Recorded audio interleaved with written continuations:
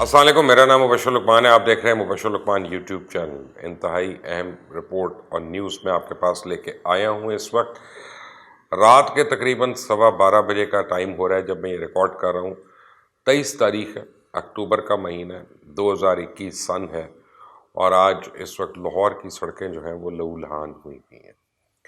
کافی اطلاعات آ رہی ہیں، متضاد اطلاعات آ رہی ہیں، کیونکہ میڈیا کو اجازت نہیں ہے، مین اسٹریم میڈیا کو، کہ وہ اس کے متعلق خبریں دے سکے. تو سوشل میڈیا پہ آپ کو پتہ ہے کہ ہر اطلاع جو ہوتی ہے وہ ہمیں بڑی پھونک پھونک کر اس کو جانچنا ہوتا ہے، اس تک آپ تک لے کے آنا ہوتا ہے. ایک جیسے ابھی پتہ چلا کہ 2 پولیس اہلکار جو ہیں وہ بیچارے شہید ہو چکے ہیں. جو ڈیوٹی پہ جائے گا میں اس کو یہی کہہ سکتا ہوں. بہرحال 2 پولیس اہلکار ٹی ایل پی کے کارکنوں کے ہاتھوں خبروں کے مطابق شہید ہو چکے ہیں. ٹی ایل پی کے کارکنان جو ہیں وہ اس کے متعلق ایک الگ سٹوری دے رہے ہیں. تو دونوں ایک ہی واقعے کے اوپر 2 سائیڈوں کی الگ الگ رپورٹس ہیں. وہ کیا ہیں وہ بھی میں آپ کو بتاؤں گا، لیکن اس سے پہلے آپ کو بتاؤں کہ میری ابھی بڑی تفصیل سے بات ہوئی ہے پیر سرور سیفی صاحب سے. پیر صاحب جو ہیں یہ مرکزی شورا کے رکن بھی ہیں، ساؤتھ پنجاب کے ان کے امیر بھی ہیں تحریک لبیک پاکستان کے، اور اس وقت کنٹینر کے اوپر موجود ہیں جو کنٹینر لانگ مارچ کی قیادت کر رہا ہے. اور جب میری ان سے بات ہو رہی تھی تو سمجھنا ذرا مشکل تھا، کیونکہ بہت زیادہ شور تھا، پیچھے کارکنوں کی آوازیں تھیں اور ہجوم کی آبویسلی آوازیں تھیں. تو 2-3 دفعہ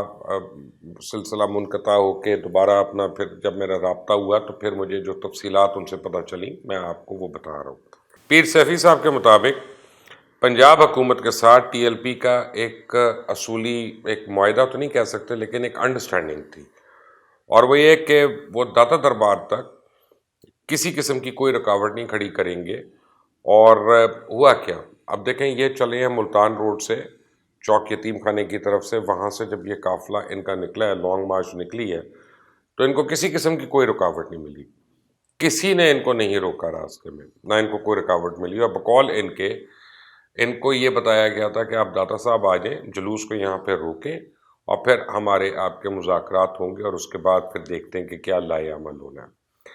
لیکن وہ لوگ جو لاہور سے واقف ہیں ان کو بتاؤں کہ جب یہ ملتان روڈ کے اوپر آ رہے تھے اور یہ انہوں نے ایم اے او کالج کے قریب پہنچے، اور ایم اے او کالج سے ذرا چوبرجی اور ایم اے او کالج کے بیچ میں آپ سمجھے اب یہ سارا ان کا قافلہ تھا. تو بقول ان کے کہ پولیس نے دونوں اطراف سے گھیر لیا. سائیڈ کے جو داخلی راستے تھے، چھوٹی چھوٹی گلیاں تھیں، ان کو بند کر دیا بالکل کہ کوئی کہیں جا نہیں سکتا تھا، اور الیکٹریسٹی وہاں پہ بند کر دی فوراً. اور اس کے بعد پولیس نے جو ہے وہ دے دنا دن جو اپنی انہوں نے ایکٹیویٹی کرنی تھی وہ انہوں نے کی، اور آنسو گیس اور شیلز اور یہ سب کچھ انہوں نے سنا ہے. آج بڑی ریکارڈ تعداد میں وحشی طریقے سے انہوں نے وہاں پہ سب کچھ استعمال کیا. پھر کیا ہوا کہ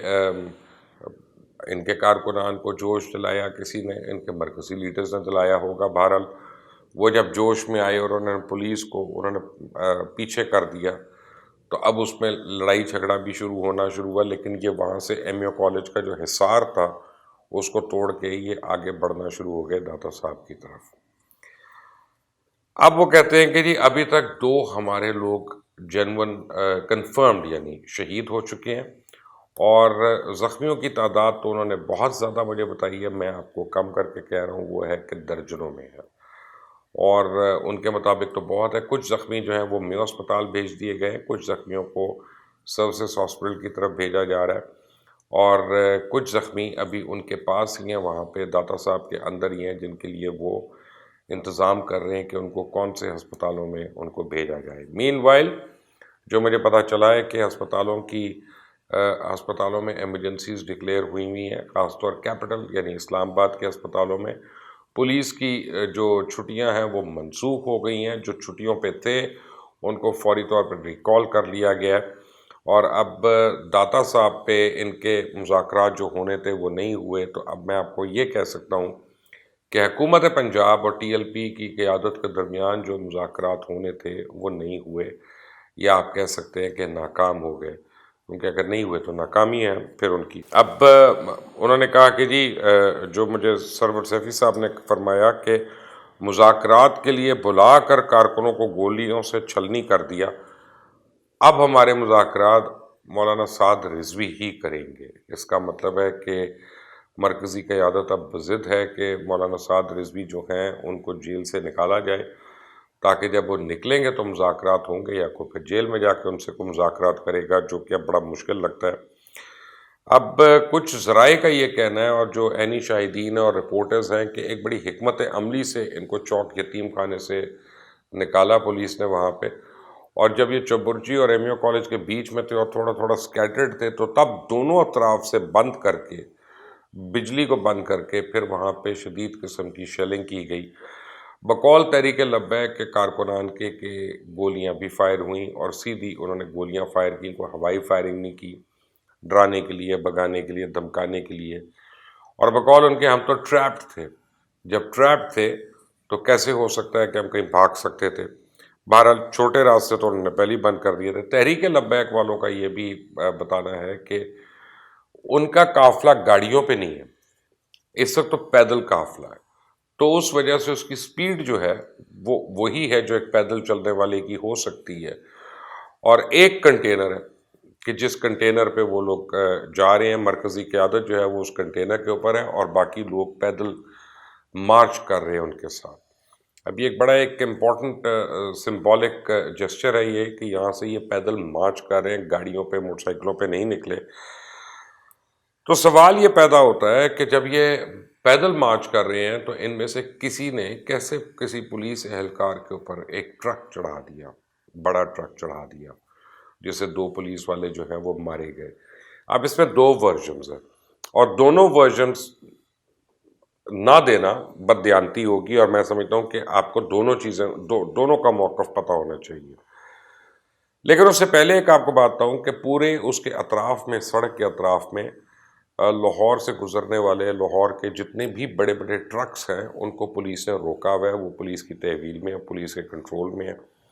اور ان کو روکا ہوا ہے تاکہ یہ ٹرکس کو کوئی ہوا نکال کے، موڑ کے، بیچ میں سڑکوں کے بلاکیجز نہ کریں یا نہ کر سکیں، جو کہ پہلے ہم دیکھتے رہے ہیں جس طرح سے ہوتا رہا ہے ایسے انسٹنسز میں۔ تحریک لبیک والوں کی بڑی سمپل آرگیومنٹ ہے، وہ کہتے ہیں ہمارے پاس تو کوئی گاڑی نہیں، کوئی سواری نہیں، تو ہمارے پاس تو کوئی ٹرک ہی نہیں، تمام ٹرکس جو ہیں وہ پولیس والوں کی تحویل میں ہیں، ٹرک کے جو ڈرائیورز ہیں وہ بھی ان کی تحویل میں ہیں، ہمارے لوگوں کو تو 22 ویلر، اب 22 ویلر کہتے ہیں ٹرک ہے جس نے وہ پولیس اہلکاروں کے اوپر چڑھا، تو ہمارے پاس تو کوئی ڈرائیور نہیں ہے، نہ ہمارے لوگوں کو 22 ویلر ٹرک چلانے آتے ہیں۔ پولیس والوں کا یہ کہنا ہے، یا جو عینی شاہدین جن کو پولیس نے بتایا وہاں پہ، ان کا یہ کہنا ہے کہ جناب ان کا کارکن آیا، اس نے ایک ڈرائیور سے چابی لی، اس نے ایک 22 ویلر کے اندر بیٹھا، اس نے اس کو سٹارٹ کیا، اس نے اس کو چلایا، اور پھر دیکھ کے پولیس والوں کے اوپر چڑھا دیا۔ وہاں تو کافی لوگ تھے، انہوں نے دوڑے لگا کے اپنی جان بچائی، تو 2 بیچارے زد میں آ گئے اور وہ نہیں بچ سکے۔ اب یہ 2 متضاد بیانات جو ہیں وہ آمنے سامنے چل رہے ہیں۔ ٹی ایل پی کا یہ خیال ہے کہ یہ پولیس اہلکاروں کی جان کا جو ہے وہ اس طرح سے بدلہ لینے کے لیے کہیں یہ میسو قسم کی خونریزی یا پولیس کی فائرنگ نہ شروع ہو جائے۔ پولیس والوں کا یہ خیال ہے کہ جو پولیس والوں کو مار سکتے ہیں وہ باقاعدہ بہت ہی خطرناک لوگ ہیں، اور وہ عام مجرم نہیں ہیں، اور اس لیے ان سے کسی قسم کی نرمی جو ہے وہ اس کی توقع ہمیں نہیں رکھنی چاہیے۔ اب یہاں پہ ایک سوچ ہے کہ جناب اگر یہ پیدل جا رہے ہیں تو اسلام آباد کب پہنچیں گے اور کیسے پہنچیں گے؟ تو میں نے کہا نا، یہ آپٹیکل ان کی ایک